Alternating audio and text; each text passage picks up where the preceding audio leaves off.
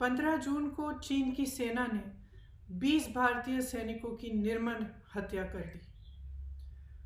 हमारे वीर सैनिक निहत्थे शहीद हुए।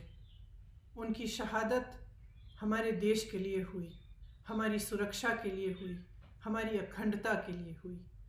और इस शहादत की पीड़ा को उनके परिजन आजीवन सहते रहेंगे।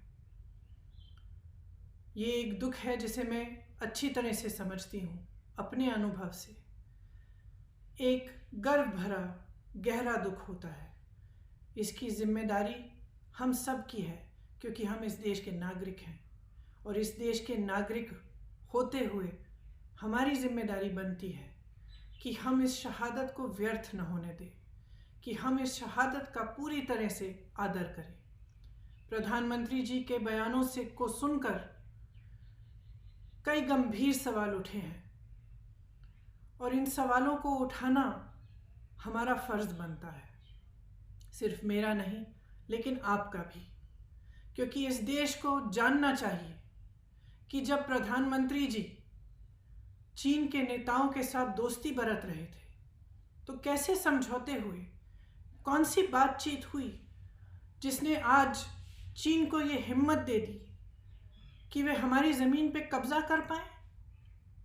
इस देश की जनता को जानना ज़रूरी है। वे जानना चाहते हैं कि हमारे सैनिकों को आपने निहत्थे चीन की सेना का सामना करने के लिए क्यों भेजा।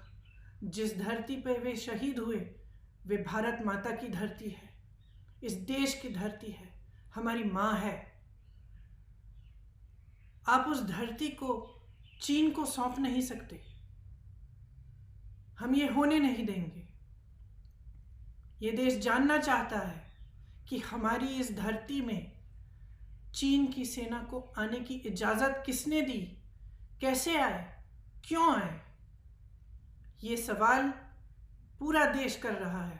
प्रधानमंत्री जी, आपको इन सवालों का जवाब देना पड़ेगा। देश की जनता अपने शहीदों के बलिदान को व्यर्थ होने नहीं देगी। ये देश हमारा है।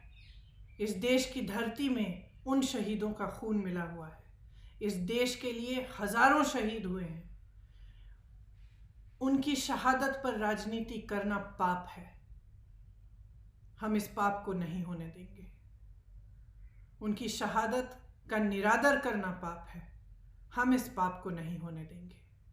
हम उनके शहादत के कर्जदार हैं। प्रधानमंत्री जी, आप भी इस शहादत के कर्जदार हैं। इस पाप को हम कभी नहीं होने दे सकते कि इनकी शहादत व्यर्थ हो, कि इनकी शहादत का आदर न हो। जय हिंद।